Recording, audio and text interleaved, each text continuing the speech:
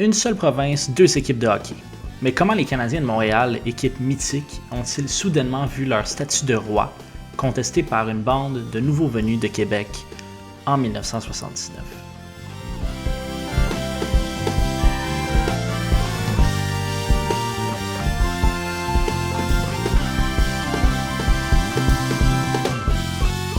La rivalité canadienne-nordique est unique parce qu'elle dépasse largement le cadre du hockey. Elle reflète une division culturelle et régionale profondément enracinée au Québec. Montréal, centre urbain et cosmopolite, représentait l'élite économique et culturelle, tandis que Québec, avec les Nordiques, incarnait la fierté des régions et une identité plus locale et populaire. Cette opposition symbolisait deux visions du Québec, l'une tournée vers l'international, l'autre axée sur la préservation de ses racines. Sur la glace, chaque match devenait une bataille pour la suprématie régionale, mais aussi une lutte identitaire alimentée par la politique, les médias et la passion des partisans des deux camps. Depuis les années 1920, les Canadiens sont les porte-étendards du hockey québécois. Ils ont gagné 24 Coupes Stanley dans leur histoire et ont longtemps été le symbole de la fierté québécoise, particulièrement dans les années 40 et 50, où les Québécois cherchaient à affirmer leur identité face à l'élite anglophone. Maurice Richard, figure emblématique de l'équipe, représentait cette lutte. Il était un héros pour les francophones, un joueur talentueux, déterminé et prêt à se battre pour son peuple. L'émeute de 1955, à la suite de sa suspension controversée, a illustré comment Richard incarnait bien plus qu'un joueur de hockey. Il était le visage d'une communauté en quête de reconnaissance et de respect partout dans la province. Montréal est vu alors comme le centre culturel et économique de toute la province. Tout se passe là-bas, ce qui alimente un certain ressentiment chez les gens de Québec. L'Association mondiale de hockey, AMH, a vu le jour en 1972 comme une alternative audacieuse à la LNH.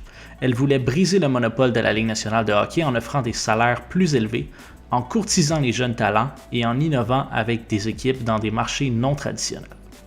L'AMH a attiré des joueurs vedettes comme Bobby Hull et a ouvert la porte à des Européens diversifiant ainsi le hockey professionnel.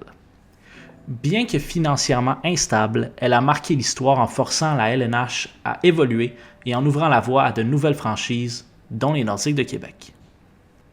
Les Nordiques sont créés pour représenter le Québec, avec une ambition claire, devenir l'équipe du peuple face aux riches Canadiens. Montréal, elle, représente l'élite, tandis que Québec se voit comme la voix des régions et de la fierté locale. L'arrivée des Nordiques met cette division en lumière, notamment à travers la rivalité entre les partisans des deux formations. Mais comment les Nordiques sont arrivés dans la Ligue nationale? L'AMH a connu une lutte constante pour survivre en raison des problèmes financiers, d'équipes mal établies et d'une faible couverture médiatique par rapport à la Ligue nationale de hockey. Malgré des innovations comme l'ajout de joueurs européens et des contrats lucratifs pour attirer des vedettes, plusieurs franchises ont fait malheureusement faillite. La Ligue a réduit ses équipes à chaque saison pour limiter les pertes et en 1979, au bord de l'effondrement, l'AMH a négocié une fusion avec la Ligue nationale de hockey permettant à 4 de ses équipes, dont les Nordiques, on parle ici comme j'ai dit de Québec, mais aussi des Oilers d'Edmonton, des Whalers de Hartford et des Jets de Winnipeg, de rejoindre la Grande Ligue, scellant ainsi son héritage. Les Nordiques rejoignent officiellement la Ligue nationale en tant que petits frères des Canadiens de Montréal. Et ça, l'impact que ça va avoir sur les Canadiens, c'est qu'avant 1979, les Canadiens régnaient sans partage sur la province. Leur monopole est maintenant menacé par les Nordiques. Les Canadiens voient les Nordiques comme des intrus dans leur territoire. Pour les partisans, dès le départ, les matchs entre les deux équipes attirent une immense attention.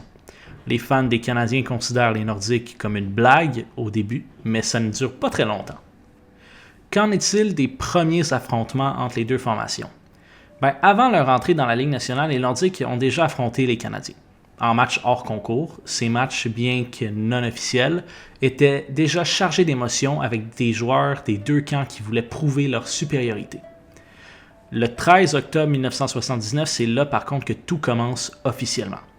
L'ambiance était électrisante au Forum de Montréal. Les partisans des Canadiens étaient prêts à défendre leur territoire, tandis que les fans des Nordiques de Québec, bruyants et fiers, voulaient prouver que leur équipe méritait sa place. Sur la glace, chaque mise en échec résonnait comme une déclaration de guerre. L'atmosphère, chargée de tension et de fierté régionale, annonçait déjà une rivalité qui est devenue légendaire en fait. Pour un petit résumé du match, les Canadiens gagnent 3-1, mais les Nordiques montrent qu'ils ne seront pas une équipe facile à battre. Après le match, les médias montréalais ont souligné la domination des Habs, mais ont reconnu que les Nordiques avaient montré du caractère, annonçant une rivalité prometteuse. Du côté de Québec, on saluait la combativité des Nordiques malgré la défaite. Et du côté des joueurs, Guy Lafleur des Canadiens a qualifié le match de physique mais excitant, tandis que le joueur des Nordiques, Marc Tardif, a affirmé que son équipe allait se battre pour gagner le respect dans la Ligue nationale. J'ai trouvé dans les archives de Radio-Canada une entrevue du gardien de but Michel Dion des Nordiques de Québec suite à cette rencontre. Michel Dion a son premier match dans la Ligue nationale, première étoile au Forum de Montréal. Ça, Michel, ça doit être quand même pour toi une immense satisfaction. Oui, disons que je savais que c'était pas mal pour être la partie la plus importante de ma vie, puis je voulais avoir une grosse performance, mais en premier lieu, avant tout, je voulais avoir une victoire de l'équipe, puis je pense qu'en montrant quand on veut un peu, on peut le faire parce qu'on est venu très près. Michel, on va te montrer le but qui t'a battu ce soir. C'est le deuxième but de Steve Schott. Là, ça s'est fait vite, hein, mais je pense que t'as pas eu grand chance là-dessus non plus. Je sais qu'il y a eu un lancé. Guy Lafleur a lancé. J'ai fait l'arrêt. Après ça, il est arrivé sur l'extérieur du but, puis il est revenu juste en dedans. Je suis venu pour mettre la main dessus, puis Steve Schott est arrivé par en arrière. Je l'avais pas vu, il était plus vite que moi. Vous voyez ici. Ouais. Est-ce que tu étais nerveux avant le début du match? Michel, tu devais, oui. Pas tellement, pas autant que je pensais. Je pensais être même pas capable de me contrôler. Ça faisait 3 mois que je pensais à cette partie-là. Michel, félicitations encore une fois, puis continue comme ça, lâche pas, parce que ça va bien. Ça a bien été ce soir, en tout cas. Merci. Merci. La rivalité entre les deux formations a alimenté les tensions entre Montréal et Québec, qui représentaient deux visions opposées de la province. Montréal, comme on l'a déjà dit, est une métropole économique qui incarnait l'élite, et Québec se voyait comme la voix des vrais Québécois.